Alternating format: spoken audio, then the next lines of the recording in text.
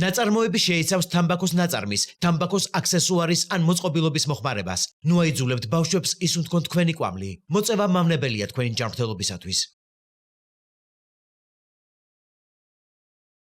ნიკო ნიკოლაძის სახლ-მუზეუმში დიდ ჯიხაიში ქართული ჟურნალისტიკის დღე, რომელიც ტრადიციულად 21 მარტს აღენიშნება, წელს 1 აპრილს ნიკო ნიკოლაძის გარდაცვალების დღეს აღენიშნა.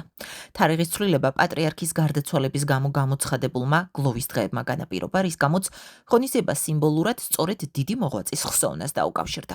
ღონისძიება სახლ-მუზეუმის ადმინისტრაციის და ადგილობრივი მედიის ერთობლივი ტრადიციაა, რომელიც მესამე წელია იმართება.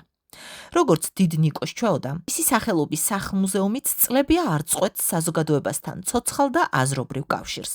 აქ ტრადიცია მხოლოდ წარსულის გახსენება კი არაა, არამედ ის მუდმივად ახლდება, თანამედროვე პრაქტიკულ ფორმებს იძენს და ახალ თაობასთან დიალოგში აგრძელებს არსებობას. მუზეუმი დღემდე რჩება სივრცედ, სადაც იდეები ცოცხლობს, დისკუსია, ზოგჯერ ცხარე კამათიც კი გრძელდება და ნიკოლაძის ხედვა პროგრესზე, განათლებასა და თავისუფალ სიტყვაზე ყოველდღიურ რეალობაში გარდაიქმნება. ნიკო ნიკოლაძე არის პირველი ქართველი ჟურნალისტი და წელს წარმოდგენილი იყვნენ სამტრედიის სხვადასხვა სკოლის მოსწავლეები. ბავშვებმა შესანიშნავად წარმოადგინეს ნიკო ნიკოლაძე თანამედროვე ხედვებით. ნიკო ნიკოლაძე რომ ყოფილიყო დღეს 21 საუკუნის ტექნოლოგიებით აღჭურვილ გარემოში. როგორი ურთიერთობის ფორმატს აირჩევდა. როგორი იქნებოდა იგი როგორც ინფლუენსერი, როგორი იქნებოდა მისი პოზიციონირება და საზოგადოებასთან ურთიერთობა სოციალური პლატფორმების მეშვეობით.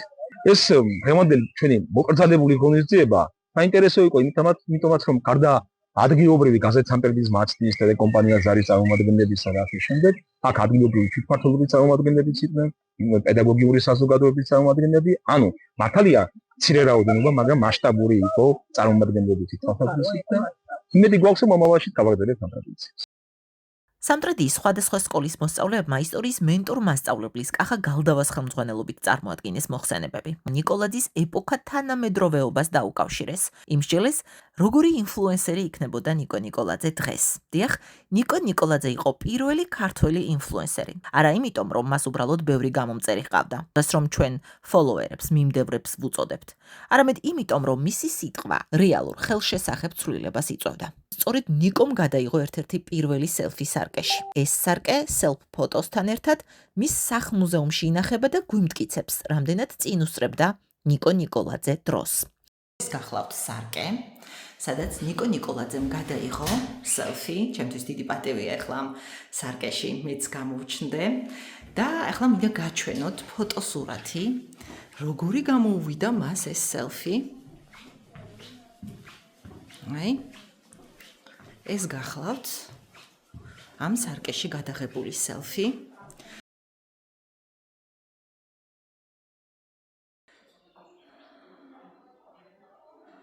აბა, ინფლუენსერები რას იტყვიან, როგორ მოსწონთ? აი ესეთ სელფი გახლავთ.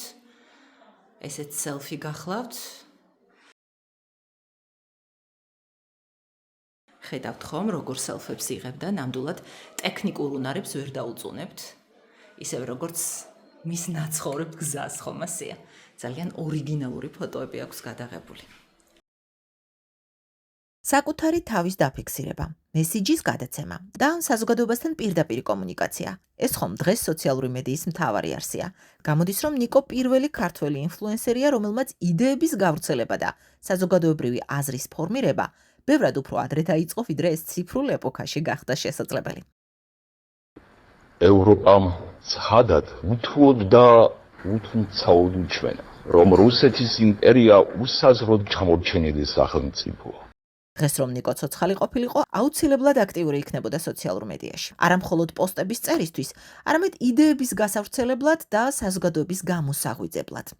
სწორედ ამ დასკვნამდე მივიდა ნიკოს სახლ-მუზეუმში შეკრებილი საზოგადოებაც, რომელმაც ახალგაზრდა მომხსენებლებთან ერთად ასევე იმსჯელა, როგორ შეიცვალა ქართული მედია საბეჭდი მანქანიდან ხელოვნურ ინტელექტამდე.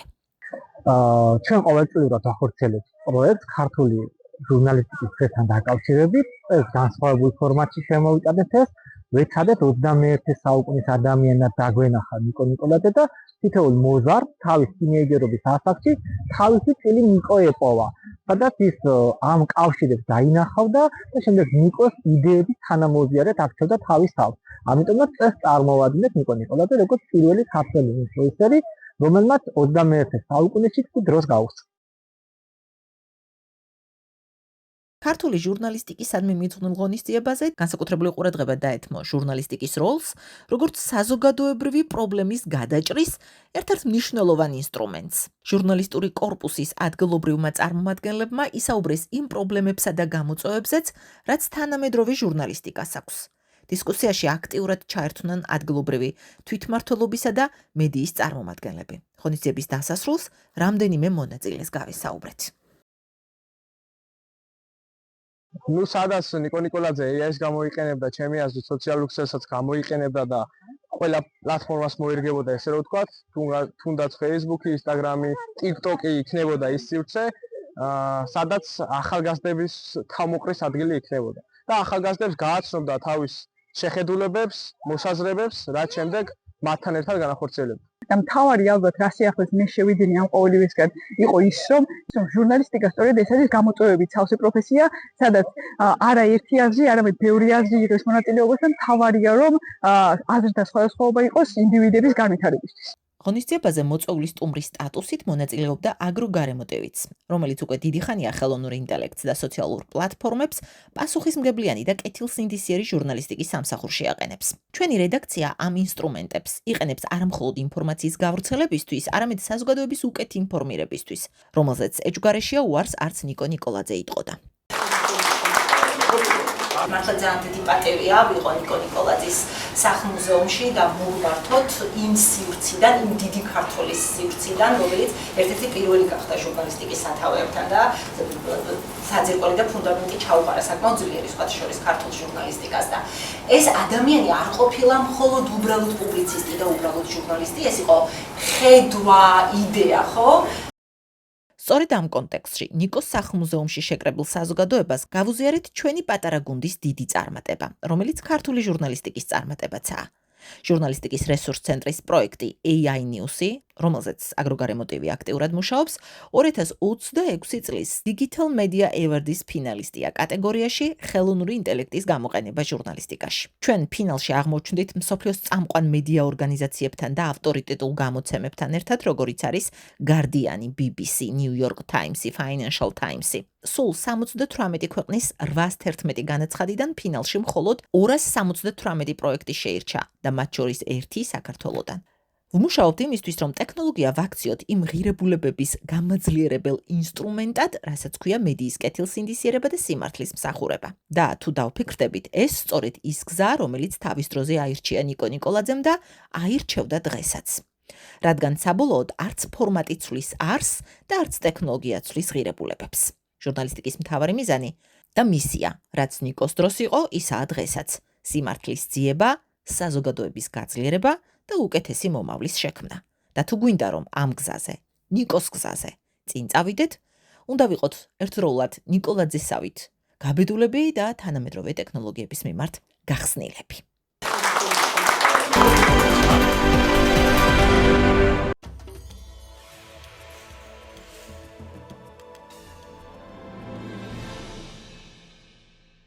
ბოცვრის ფერმა წარმატებული იქნება მხოლოდ მაშინ, თუ სწორად მოუვლით როგორც დედლებს, ისე ბაჭიებს. მაწოვარი დედლებისთვის საჭიროა გაძლიერებული და დროული კვება, სუფთა ბუდე და მშვიდი მოპყრობა. დედლის მერძეულობის გათვალისწინებით, ბაჭიების რაოდენობა უნდა იყოს მის შესაძლებლობებზე მორგებული. ზედმეტები სხვა დედლებს გადაუზარდოთ. ბუდიდან გამოსვლის შემდეგ, ბაჭიებს სჭირდებათ ფრთხილი მოპყრობა და თანდათანობითი შეჩვევა გარემოს. საბოცვრეში სიმშვიდე და მყუდროება გადამწყვეტია. ბაჭიების ნაწილი აუცილებლად უნდა დარჩეს სარემონტოდ, საყოლად. ასეთ შემთხვევაში აუცილებელია ზომიერი კვება, მეტი მოძრაობა, მზის შუქი და სუფთა ჰაერი. საუკეთესო შედეგისთვის მოზარდი უნდა გაიზარდოს ფართო ბაკებში ან ვოილერებში. გასასუქებელი ბოცვრებისთვის კი პირიქით, საჭიროა უხეში საკვები, ზედმეტი მოძრაობის შეზღუდვა და მშვიდი გარემო. მათი დაკლა უმჯობესია შემოდგომა ზამთარში, როცა ტყაო ბეწვი საუკეთესო ხარისხს აღწევს. ბოცვრის მტრებია ვირთაგვები, კატები, ძაღლები, დედოფლა და ბაღლინჯო. აუცილებელია მათი წინააღმდეგ ბრძოლა და სისუფთავის დაცვა. სწორი კვება, უსაფრთხოება და სისტემური მოვლა ეს არის წარმატებული მებოცრეობის საიდუმლო.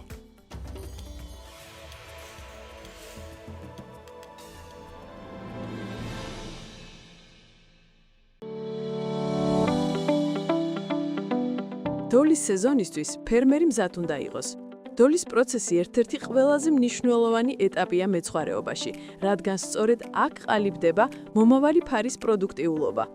ამისთვის საჭიროა წინასწარი მომზადება, ფარეხების დათბუნება, დეზინფექცია, ტიხრებით ცალკე განყოფილებების მოწყობა, მშრალი ცხვრის, დასადონებლის, საჩვილესა და სამშობიარო ზონისთვის. დაბადების შემდეგ ბატკანი 4-5 დღეს დედასთან ერთად საჩვილეში რჩება, შემდეგ კი გადადის საბატკნეში. თუ ნერვი არ აწოვებს ბატკანს, სპეციალური საშუალებები, კორაკანა ან დაკიდება ეხმარება მას მიეჩვიოს ნაშიერს. ყოველი დაბადებული ბატკანი აღირიცხება ჟურნალში. ფერი, სქესი, ცოცხალი მასა და სხვა მონაცემები. პირველი 2 კვირა ბატკანი მხოლოდ დედის რძით იკვებება, შემდეგ კი ემატება თივა და კომბინირებული საკვები. საქართველოში ბატკნის გამოზრდა ხშირად გასარდვლის წესით ხდება, თუმცა უფრო პროგრესულია ნოტოებრივი მეთოდი, როცა რამდენიმე ნერვი ბატკნებთან ერთად ინახება. ეს ზრდასა და ჯანმრთელობას აუმჯობესებს. სელექცია და გადარჩევა სანაშენე საქმის მთავარი საფუძველია. უნდა შეირჩეს საუკეთესო ვერძები და ნერვები, ხოლო დაბალ პროდუქტიული ცხოველები გამოირიცხოს. სწორად ორგანიზებული დოლის პროცესი წარმატებული მეცხვარეობის გარანტიაა.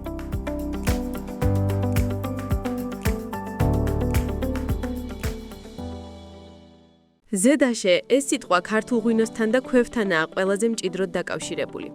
მართალია მუხის კასრი, მინისა თუ ლითონის ჭურჭელი ქართულ მეღვინეობაში გვხვდება, მაგრამ როცა ვამბობთ ზედაშეს ღვინო, უპირველესად სწორედ ქვევრი და მასში დაყენებული ღვინო იგულისხმება. ტერმინი ზედაშე ძველ ქართულ ლექსიკონებში შესაწირა ღვინოს აღნიშნავს, რომელიც ეკლესიაში ლოცვის დროს მიაქვთ. ზოგ რეგიონში ეს სიტყვა ერბოსაც ეწოდებოდა, რომელიც ასევე შესაწირავად იყო განკუთვნილი. თუმცა ყველა განმარტებაში საერთო რჩება ერთი რამ. ზედაშე მჭიდროდ უკავშირდება რწმენას, სიწმინდესა და ტრადიციას. ზედაშის ქვევს მარნებში განსაკუთრებული ადგილი ჰქონდა. ის უმეტესად განცალკევებულ სიგრინესა და სიმშვიდეში იდგა, რადგან სწორედ აქ მზადდებოდა ღვინო, რომელსაც განსაკუთრებული დანიშნულება ჰქონდა ტაძრისთვის, დღესასწაულისთვის ან ოჯახის შესაწირავად. ზედაშე ღვინის დაყენება მოითხოვდა მაქსიმალურ სისუფთავესა და ეთიკურ წესებსაც. მარანში ბილწიტყვაობა აკრძალული იყო. ნასვამი კაცი პროცესში მონაწილეობას ვერ მიიღებდა, ხოლო ყურძნის დაწურვისას სანთელი ენთო. ასეთი ღვინო მზადდებოდა მხოლოდ წითელი ყურძნისგან: საფერავი, თავკვერი, შავკაპიტო და სხვა ადგილობრივი ჯიშები. თეთრი ყურძნის შერევა, წყლის დამატება ან ქიმიური დამუშავება სრულიად დაუშვებელი იყო. რა საფრთხეს უქმნის ტემპერატურის ცვლილება ღორების ფერმას? ღორების ფერმებში ტემპერატურის რეჟიმი გადამწყვეტ როლს ასრულებს. ტემპერატურის ყოველმა ცვლილებამ შეიძლება პირდაპირ იმოქმედოს ცხოველების ენერგიის ხარჯვაზე, საკვების მოხმარებაზე და საბოლოოდ პროდუქტიულობაზე. 20 გრადუსზე დაბლა ტემპერატურის ყოველი გრადუსით შემცირება საკვების მოხმარებას დაახლოებით 4%-ით ზრდის. ეს ნიშნავს, რომ ცხოველებს მეტი საკვები სჭირდებათ იმისთვის, რომ სხეულის სითბო შეინარჩუნონ. თუმცა ეს დამატებითი ენერგია ყოველთვის არ გადაიქცელა წონის მატებაში. საკვების კონვერსია იკლებს, პროდუქტიულობა მცირდება და კვების ხარჯები იზრდება. პრობლემა მხოლოდ სიცივე არ არის, მაღალი ტემპერატურაც სერიოზულ გამოწვევას ქმნის. გადახურებისას ღორები სტრესს განიცდიან, რაც მათ მადაზე, ზრდასა და რეპროდუქციაზე უარყოფითად აისახება. მაგალითად, ტახებში გადახურებამ სპერმის ხარისხი შეიძლება გააუარესოს, ხოლო ნეზვებში ნაყოფიერება შეამციროს და განაყოფიერების პროცესი გაართულოს. გადახურება გავლენას ახდენს ძუძუმწოვარ ნეзвებზეც. რძის რაოდენობა მცირდება, რის გამოც გოჭების განვითარება ფერხდება. ამრიგად, ფერმერებისთვის მნიშვნელოვანია ტემპერატურული რეჟიმის მკაცრად კონტროლი, ისე რომ ღორებმა თავი კომფორტულად იგრძნონ, ფერმის პროდუქტიულობა არ შემცირდეს და ზედმეტი ხარჯები თავიდან იქნას აცილებული.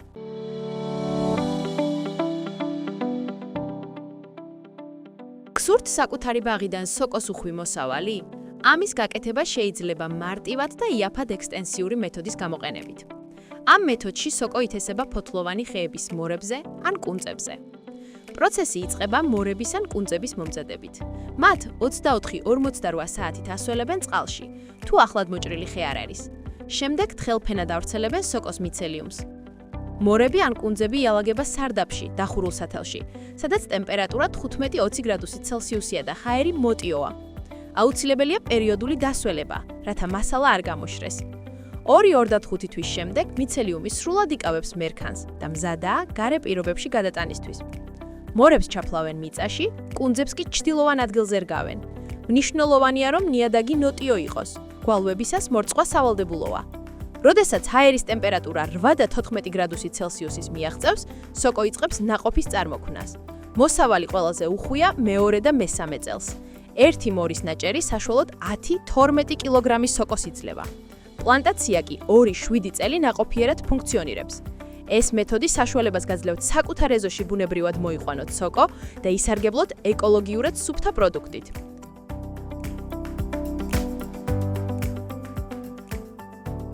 კარტოფილს სჭირდება ფხვიერი და ტენიანი ნიადაგი, რადგან მისი ფესვთა სისტემა სუსტი და ზედაპირულია. ნიადაგის სწორად გაფხვიერება აუმჯობესებს წყლის გაწოვას და ჰაერის ცვლას, რაც ხელს უწყობს ტოლონების, მიწისქვეშა ყლორტების განვითარებას და საბოლოოდ ტუბერების ხარისხიან ზრდას. უპირველესი ნაბიჯია მზრალად ხნა ზაფხულ-შემოდგომაზე, ივლისის ბოლოდან სექტემბრამდე, რათა ნიადაგი სწორად მოეწყოს და სარეველები დროულად განადგურდეს. ეს ყველაფერი 30-35 სანტიმეტრის სიღრმეზე ფხვიერი ფენის მიღებისთვის. გაზაფხულზე მიწა უნდა გადაიხსნას ნიადაგის 50%-იანი ტენიანობისას, რათა ბელტები არ წარმოიქმნას და ფორიანობა არ დაირღვეს. სწორი აგროტექნიკური ღონისძიებების დაცვა, ორგანული სასუქების გონივრული გამოყენება და დროული ნიადაგის დამუშავება ორჯერ ზრდის კარტოფილის მოსავალს და აუმჯობესებს მის ხარისხს. კარტოფილისათვის ეფექტური სასუქია ნაკელი 40 ტონა ჰექტარზე, თუმცა მისი დროული ჩახსნა აუცილებელია აზოტის დაკარგვის თავიდან ასაცილებლად. ასევე კარგია ტორფი და სიდერაცია, მწვანე მასის ჩახსნა ნიადაგში.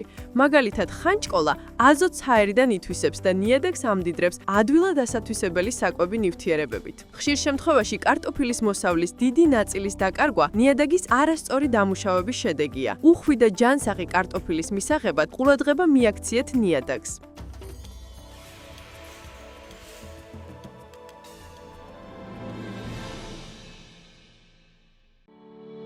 ახლად დამაგებული ფაშატის მოვლა და კვება განსაკუთრებულ ყურადღებას მოითხოვს, რადგან მისი ჯამრთელობა და მაკეობის წარმატება პირდაპირ დამოკიდებულია პირობებზე.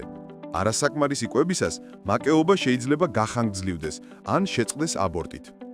ამას გარდა, საფრთხეს წარმოადგენს ინფექციური დაავადებები, საკვებით მოწამლვა, გაცივება და ზედმეტი ფიზიკური დატვირთვაც. კვიცის მოგება უმეტესად გართულების გარეშე მიმდინარეობს და ახალშობილი მალევე დგება ფეხზე, დედას მიჰყვება და შეუძლია შორი მანძილიც გაიაროს. პირველი 2 თვის განმავლობაში კვიცი მხოლოდ დედის რძით იკვებება და დღეში 20 კილოგრამამდე რძეს იღებს. თითოეულ 1 კილოგრამ ნამატზე მას სჭირდება დაახლოებით 10 კილოგრამი რძე. 2 თვის ასაკიდან კვიცი მცენარეულ საკვებს ეჩვევა. უმჯობესია დღეში 0,5 კილოგრამი დაჭყლეტილი შვრიით დავიწყოთ და ყოველ თვე 0,5 კილოგრამით გავზარდოთ. 5-6 თვიდან უკვე შესაძლებელია მისი გარეგნული ნიშანთვისებების აღწერა, ხოლო დედიდან საბოლოოდ 6-7 თვის ასაკში ასხლეტენ. ამ პერიოდში აუცილებელია კვების ნორმის დაცვა 2,6-2,8 საკვები ერთეული 100 კილოგრამ ცოცხალ მასაზე. ასხლეტილ კვიცებს ზამთარში სჭირდებათ მოძრაობა და ჯგუფური ვარჯიში. 1 წლის ასაკიდან კი მათი სკესის მიხედვით განცალკევება აუცილებელია. სწორი მოვლა და კვება არის ძლიერი და ჯანმრთელი ცხენის გაზრდის გარანტია. წიწილების წარმატებული გამოჩეკვასი სუფთავიდან იწყება. საბუდარი ყოველთვის უნდა იყოს მშრალი და სუფთა, რადგან სწორედ აქედან იწყება ჯანმრთელი ფრინველის გაზრდა. საინკუბაციოდ ვარგისი კვერცხის საშუალოდ 42-55 გრამს იწონის და სწორად უნდა იყოს შენახული. მშრალ ოთახში 14 გრადუსი ცელსიუსამდე ტემპერატურასა და დაახლოებით 75%-იან ტენიანობაზე. უმჯობესია ინკუბაცია 7 დღეში დავიწყოთ, რადგან უფრო ძველი კვერცხი ნაკლებად გამოსადეგია. ბუნებრივი ინკუბაციისას კრუხი კვერცხებს ფარავს ფრთებითა და ფეხებით. ქათამის საუკეთესოა, თუმცა კრუხება დინდაურიც გამოიყენება. კვერცხზე ჯდომის პერიოდი ქათამს 20-21 დღე სჭირდება. იხვსა და ინდაურს 26-27, ხოლო ბათს 28 დღე.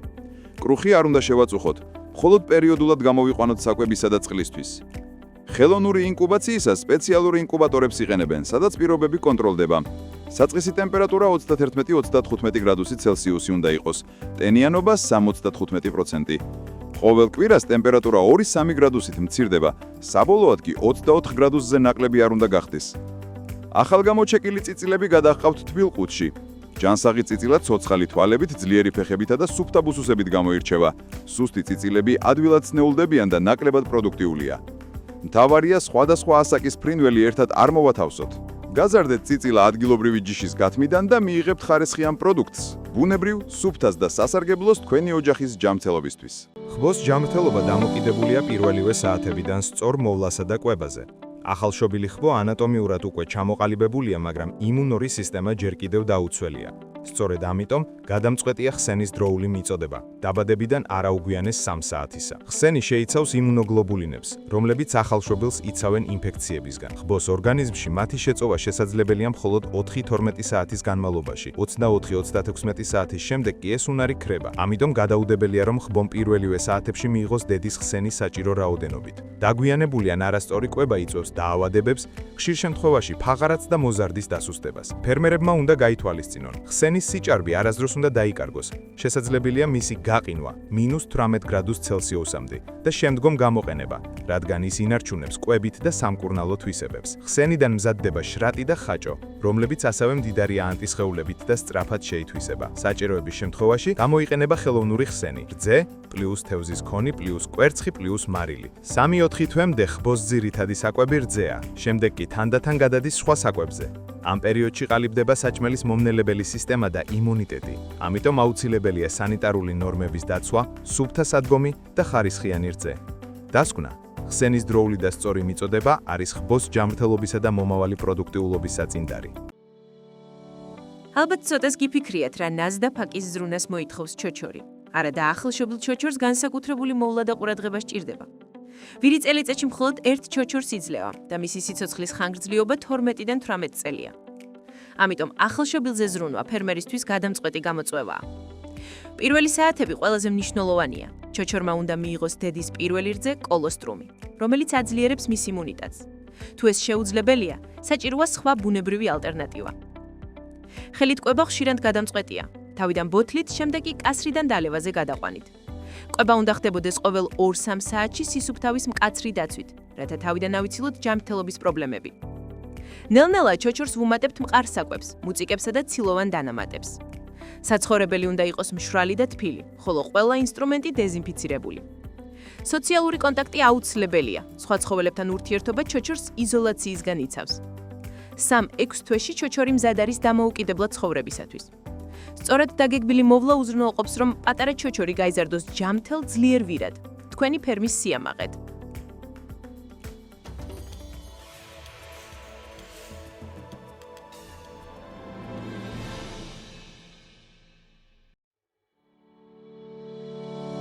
თაში, ტყეში, საძოვრებსა თუ სასოფლო სამეურნეო მიწებზე ველური, სამკურნალო და არომატული მცენარეების შეგროვება და სხვადასხვა დანიშნულებით გამოყენება საუკუნეების განმავლობაში ჩვენი კულტურისა და ტრადიციების ნაწილია. სოფლად ცხოვრების ყოველდღიურობაც კი. დღეს ეს მცენარეები ახალი ეკონომიკური შესაძლებლობაცაა. მათი გამოყენება სწრაფად იზრდება საკვებ წარმოებაში, ფარმაცევტულ ინდუსტრიასა და კოსმეტიკურ სექტორში, რაც სოფლად ოჯახებისთვის დამატებითი შემოსავლის მნიშვნელოვან წყაროდ შეიძლება იქცეს. თუმცა მოთხოვნის ზრდასთან ერთად ჩნდება სერიოზული გამოწვევებით. მცენარეთა პოპულაციების შემცირების რისკი, ეკოსისტემის დელიკატური ბალანსის დარღვევა, კრეფისა და გადამუშავების პროცესების გაუმჯობესების აუცილებლობა. გამოსავალია ბალანსი ეკონომიკურ სარგებელსა და ბუნების დაცვას შორის. ველური მცენარეების შეგროვება უნდა მოხდეს გონივრულად, რათა რესურსი მომავალშიც დარჩეს ყველასთვის ხელმისაწვდომი. ძირითადი წესებია: კრეფა ისე, რომ ბუნებრივ რეგენერაციას ხელი არ შეეშალოს. მინიმალური ზემოქმედება ეკოსისტემაზე. განსაკუთრებული ყურადღება იშვიათი და მგრძნობიარე სახეობებისადმი. სწორად გაშრობა და შენახვა ხარისხიანი პროდუქტისთვის. ჩვენი სპეც AI რუბრიკით გაგაცნობთ საქართველოში გავრცელებულ სასარგებლო ველურ მცენარეებს და გაგიზიარებთ მათი კრეფა გაშრობის ტექნოლოგიურ საიდუმლოებებს. ხშირად გვესტუმრეთ ჩვენს ონლაინ პლატფორმებსა და სოციალურ ქსელში. თვალი ადევნეთ ჩვენს ეთერსაც, გადაცემა აგროსიახლეებს. ერთად ვიზრუნოთ ბუნებაზე და გავზარდოთ სოფლად შექმნილი ღირებულება.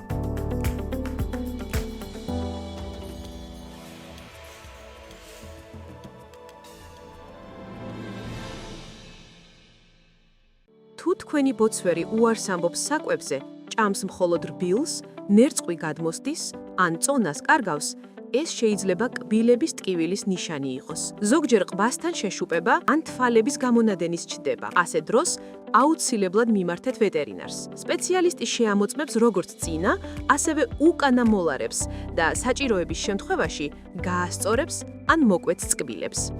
გახსოვდეთ, ეს პროცედურა მხოლოდ ვეტერინარმა უნდა ჩაატაროს. პრევენციისთვის სწორად კვება არის აუცილებელი. თუ თქვენი ბოცვერი საერთოდ ვერ ჭამს, საჭიროა ხელით გამოკვება სპეციალური ნაზავით. თივა უნდა შეადგენდეს რაციონის 70-80%-ს.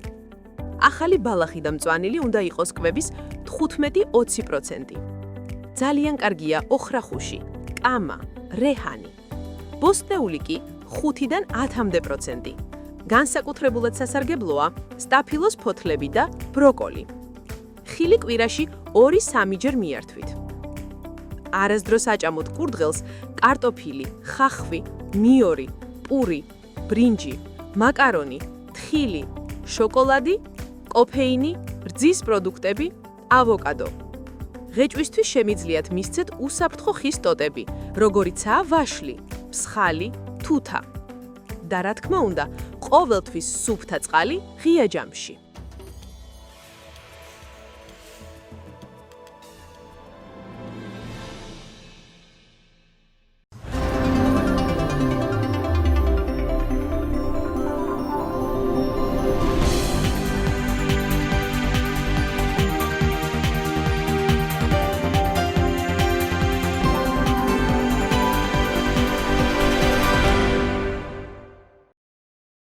ნაწარმოები შეიცავს თამბაქოს ნაწარმის, თამბაქოს აქსესუარის ან მოწყობილობის მოხმარებას. ნუ აიძულებთ ბავშვებს ისუნთქონ თქვენი კვამლი. მოწევა მავნებელია თქვენი ჯანმრთელობისათვის.